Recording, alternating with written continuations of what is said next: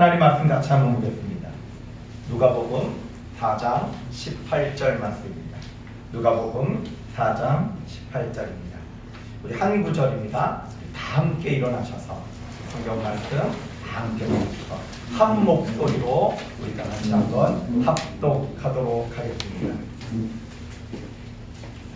주의 성령이 내게 임하셨으니 이는 가난한 자에게 복음을 전하게 하시려고 내게 기름을 부으시고 나를 보내사 포로된 자에게 자유를, 눈먼 자에게 다시 보게 함을 전파하며 눌린 자를 자유롭게 하고. 아멘. 우리 이정남 목사님께서 기쁘다 구주 오셨네 라는 제목으로 귀한 말씀 선포해 주시겠습니다.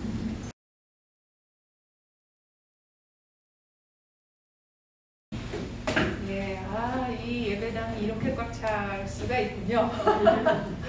네, 너무 감사합니다. 네, 감사합니다. 여담이지만 뒤에 그 크리스마스 트리 불을 안 켜셨네요. 근데 목사님 뒤에 있는 거 신경이 쓰여서 아까부터. 네, 너무 감사합니다. 근데 제가 사실 이게 이런 기분이구나. 제가 사실은 그동안 저희가 연합 예배 할 때 이렇게 제가 이제 인도를 하고 이제 다른 목사님들께서 이렇게 같이 하셨는데 이게 약간 손님 같은 느낌? 제가 이런 기분이구나 하는 마음이 들었습니다. 네, 복된 주일입니다. 복된 성탄 주일입니다. 너무너무 감사하고 감사합니다. 네, 메리 크리스마스. 메리 크리스마스. 성탄절은 하나님께서 예수님을 아기 예수로 이 땅에 보내신 태어나심을 기념하며 축하하는 날입니다. 영어로 메리 크리스마스. 우리 오늘 찬양했던 노엘, 프랑스어로 노엘이라고 해요. 저희가 나중에 알았어요. 정말로. 어느 때부터인가 현대에서는 미국이나 서구권에서 기독교 색채가 있는 말인 메리 크리스마스보다는 연휴, 휴가라는 개념으로 해피 홀리데이라는 말을 더 많이 사용하고 있는 듯해요. 오늘날까지도 여전히 12월 25일 예수님이 정말 이날 태어나신 것인가에 대해서 의견들이 분분하죠. 사실 성경에는 예수님께서 태어난 날짜를 정확하게 기록하고 있지 않습니다. 누가복음 1장 16절에 마리아에게 천사 가브리엘이 와서 예수를 잉태하게 될 것을 예언하는 것이 나오죠. 초기 기독교인들 사이에서는 예수님이 순환의 날인 이 죽으신 날과 잉태된 날이 같은 날이었을 것이다 라는 그런 믿음이 있었다고 합니다. 그래서 예수님께서 십자가에 달려 돌아가신 이 6월절로부터 9개월 이후인 12월 25일을 예수님께서 태어난 날이었다라고 믿었다고 합니다. 하나님께서는 의로우신 빛 대신 예수님을 이 땅에 보내실 것인데 이 12월 25일이 동짓날이었대요. 그러니까 가장 어둠이 긴 날, 하나님께서는 분명히 빛 대신 예수님을 그날 보내셨을 것이야 라는 믿음이 강했겠죠. 또 어떤 학설 중에 하나는 고대 로마의 태양신 축일이 이때였는데 이후 기독교인이 된 콘스탄티누스 황제가 태양신 축일을 예수님의 탄생으로 바꾸었다 이런 가설도 있어요. 아마 많은 분들이 지금 이 이야기는 들어보셨을 겁니다. 파란 창에 이렇게 쳐보면 아마 이 이야기가 가장 많이 올라와 있어요. 이 가설일 뿐이에요. 이렇듯 예수님의 탄생일에 대해서 정확한 날짜는 알 수 없었고 어느 즈음일 것이다 믿었기에 6월절을 기준으로 해서 11월, 12월, 1월 요쯤에 기념했다는 그런 역사적 기록들이 남아 있습니다. 실제 역사적으로 소아시아 지역 등지에서는 1월 6일을 예수님이 태어나신 날로 성탄절로 지켰다는 기록이 있어요. 현재 우리가 알 수 있는 것은 주 200년대 어느 시점부터 예수님의 생일이 12월 25일로 널리 알려지고 기독교인들이 이렇게 지키기 시작했다라는 거죠. 보수적인 어떤 기독교인들은, 기독교 단체, 기독교 교단들은 예수님께서 태어난 정확한 날이 성경에 기록되어 있지 않는데 이런저런 가설들로 들어서 크리스마스를 지키는 것은 성경적이지 않다. 이것은 성경에 위배된다. 하나님 앞에 가증한 일이다. 라고 해서 성탄절을 지키지 않는 교회들이 실제로 존재합니다. 예수님의 탄생일에 대해서 그 날짜에 대해서 학자들의 여러 의견들이 여전히 있긴 하지만 21세기 현대에도 예수님께서 이 땅에 태어나심을 온 땅은 기념하고 축제일로 여기고 있죠. 여담이지만 제 주변에 나이 많으신 분들 중에는 태어난 년, 월, 일과 호적의 그 날짜들이 다른 분들이 종종 계십니다. 예를 들면 만약에 1936년 11월 3일 날 태어나셨다. 근데 호적에는 1937년 6월 20일로 이렇게 이런 분들 종종 뵙게 되거든요. 그리고 평생 이분은 그냥 그 호적의 생일로 평생 생일을 기념하면서 가족들하고 생일 축하를 해요. 저희 가족에도 계시고요. 아마 주변에 이런 분들 다 있으실 거예요. 아마 저희 부모님 세대들은 이런 분들 종종 있으셨거든요. 그냥 그분이 이 땅에 태어나심을 감사하고 축하하고 가족들이 함께 그 생일날을 기념하고 축하하죠. 예수님께서 태어나신 날이 1월인지 2월인지 12월인지 성경에 기록되었든지 아니든지 그것을 논쟁하는 것이 중요한 것이 아니라 기독교인은 우리에게 중요한 것은 예수님이 인간으로 태어나 이 땅에 오셨다는 사실일 겁니다. 그것을 우리 기독교인들은 감사와 기쁨의 날로 정하고 축하합니다. 예전에 제가 미국에서 몽골 자매를 만나 교제한 적이 있어요. 오늘도 몽골 자매가 함께 지금 예배를 드리고 있는데 아주 오래전에 제가 미국에 잠깐 있을 때 몽골 자매들과 만나서 교제한 적이 있는데 이 친구들 정말로 진짜로 크리스마스가 무슨 날인지를 몰랐다고 저한테 얘기를 했어요. 정말 그러니까 우리가 불교를 믿지 않아도 석가탄신들은 알잖아요. 근데 이 친구들은 정말 모르더라고요. 크리스마스가 뭐지? 라고 물어본 적이 있어요. 예수가 누구인지도 들어본 적도 없었던 이 친구들이었는데 이제 그날이 어떤 날인지 제가 설명해 주었고요. 나중에는 결국에 이 친구들이 이제 복음을 전하고 침례도 받았어요. 이렇게 세상은 크리스마스가 무엇인지 모르는 사람들이 여전히 존재하기도 합니다.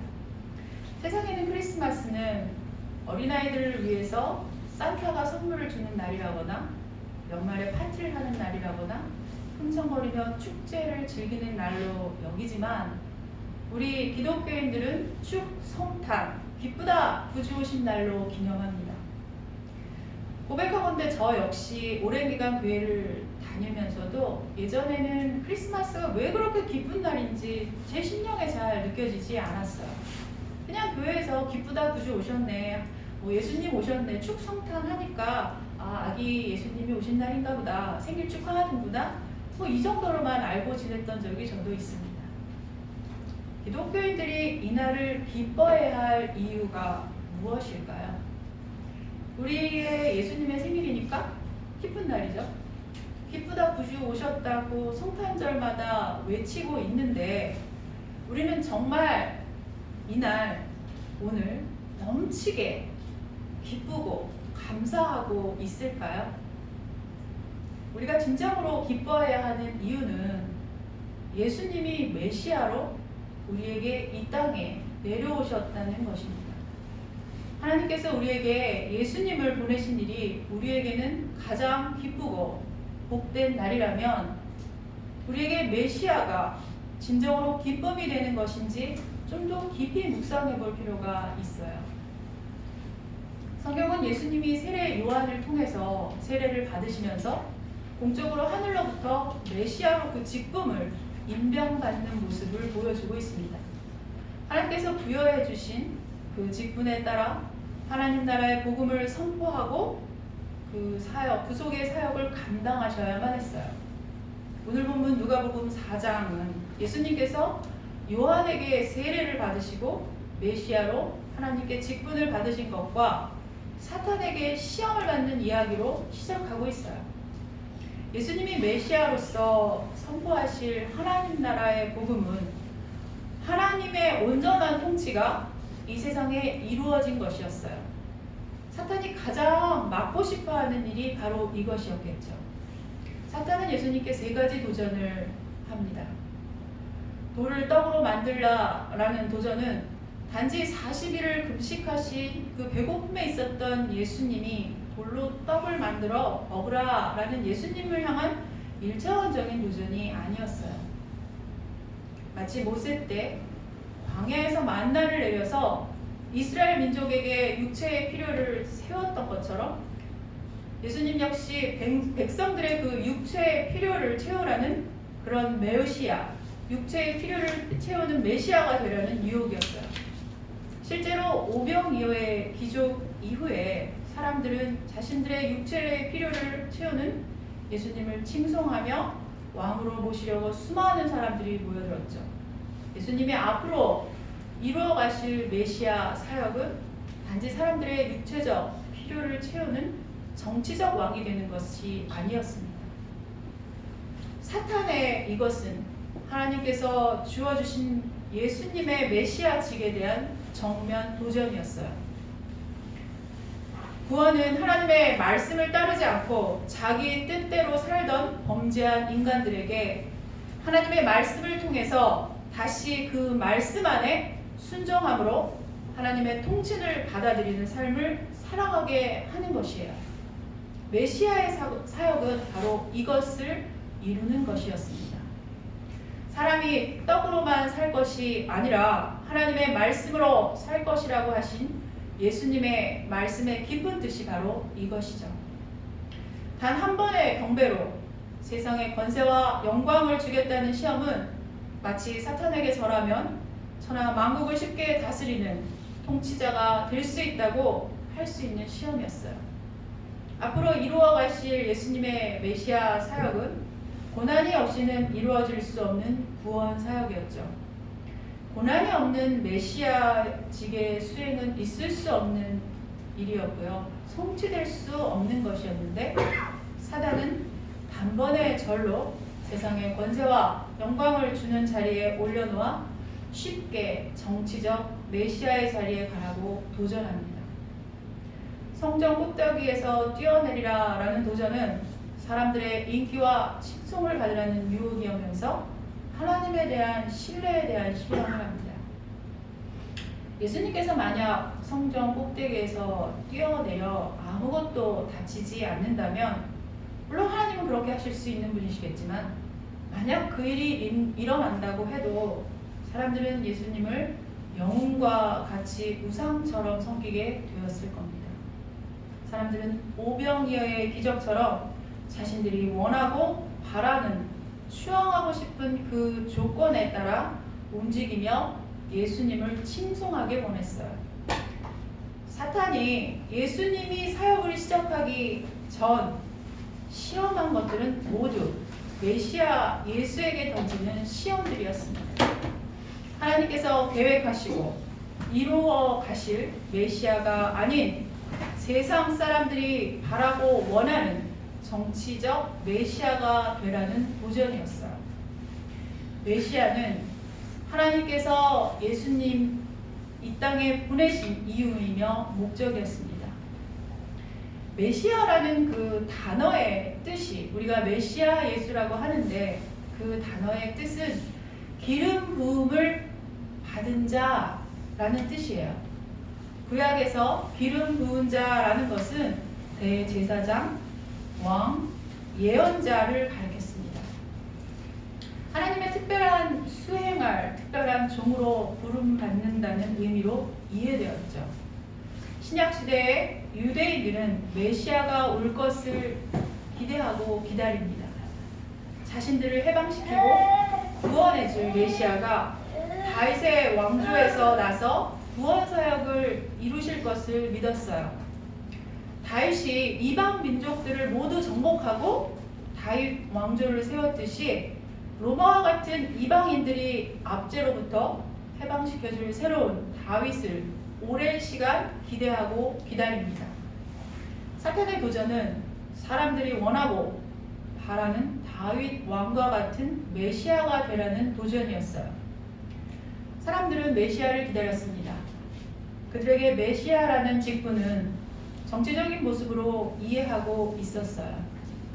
예수님은 구약에서 선포되어진 메시아이시며 그 일을 이루어 가실 분이시지만 정치적 해방자, 정치적 구원자인 메시아로 이 땅에 오신 것이 아님을 예수님은 공생의 기간 직접 본인의 그 온 삶을 통해서 저희들에게 보여주셨습니다.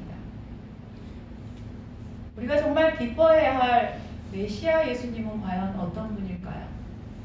지금 나에게 메시아 예수님은 어떤 의미가 있을까요? 크리스마스라고 온 세상이 들썩거리고 축제를 벌이고 있는 이때에 저는 그런 생각을 해보았어요. 만약 예수님께서 지금 현대에 우리가 사는 이 땅에 오신다면 가장 먼저 예수님은 어디로 가실까 상상해 보았어요. 여러분들 또 한번 지금 상상해 보십시오. 성경에서처럼 예수님이 인간의 몸으로 만약 지금 이 땅에 내려오신다면 가장 먼저 가실 곳은 어디일까요? 누구를 가장 먼저 만나실까 궁금해졌어요. 전 세계에서 가장 크고 화려하고 웅장하게 예배당을 꾸며놓은 교회에 가서 마치 솔로몬의 성전을 재현했다고 기뻐하며 수만 명이 모여 찬양하는 그 예배를 받으시러 가실까요? 고급스럽고 화려한 조명, 수억에 달하는 악기들, 프로페셔널한 연주자들, 그 연주하는 그 연주가 울려 퍼지는 그 찬양이 울려 퍼지는 곳, 값비싼 성탄 트리를 장식한 그곳에 가셔서 수많은 사람들의 성탄 축하 그 찬양과 예배를 받고 계실까요? 아니면 예수님이니까? 아니면 혹시 지구 반대편 어딘가에 있는 큰 사고 현장에 가셔서 마치 영화에 나오는 히로 영웅처럼 1분 전에 가셔서 안 돼! 뭐 이런 거 하시고 그 사고를 막아주실까요? 예수님께서 지금 이곳에 오셔서 자신을 가장 필요로 하고 있는 그곳 어딘가로 가신다면 어디로 가실까 생각해 보았습니다. 성경은 예수님을 빛이라고 말합니다. 빛 대신 예수님. 그 빛이 가장 필요한 곳은 어디일까요? 가장 어두운 곳, 죄와 상처, 악이 가득해서 한 줄기 빛조차 없는 어두움이 가득한 곳, 여전히 어둠 속에 빛이 무엇인지 모르는 그곳, 한 번도 빛을 본 적이 없어서 한 줌의 빛이 없는 그곳에 친히 가셔서 그들을 만나주시고 손잡아주시고 눈 맞춰주시고 안아주시지 않을까요? 가장 빛이 필요한 곳이야말로 가장 정말로 어두운 곳이라고 생각합니다. 예수님께서 구원자 메시아로 이 땅에 오신 이유는 심령이 가난한 자, 빛이 없는 어둠 속에서 포로된 자로 살아가는 자들에게 기쁜 소식을 전하고 그들의 눈을 열어주시고 다시 자유함을 주시기 위해서 예수님은 인간의 몸으로 이 땅에 오셨습니다.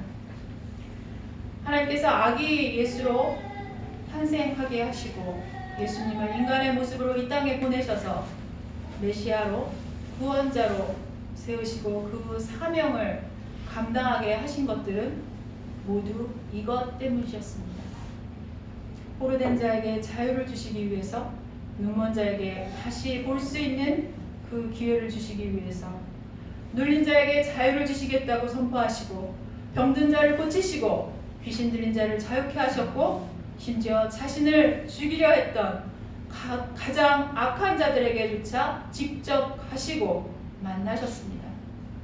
어둡고 악한 곳으로 더 깊고 깊숙한 곳으로 가셔서 그들을 만나고 안아주시고 미움과 상처를 회복시켜 주시고 사랑을 부어주셨습니다. 우리가 기뻐해야 될 것은 바로 이것입니다. 예수님께서 메시아로 구원의 사명을 감당하시려고 이 땅에 오심을 기뻐하며 찬양하는 것입니다. 우리는 모두 포로된 자였고요, 눈먼 자였습니다. 가난한 심령으로 어둠에 있던 자들이었고 병들고 눌린 자들이었습니다. 그런데 메시아를 우리에게 보내주셨습니다. 예수 그리스도이십니다. 기쁘다 구주 오셨네. 그 뜻은 바로 이런 것입니다. 기쁘다 구세주 예수가 이 땅에 오셨습니다. 심령이 가난한 나에게 복음을 전해주셨고 어둠에 포로였던 나에게 자유를 주셨습니다. 내 눈은 이제 다시 보게 되었습니다.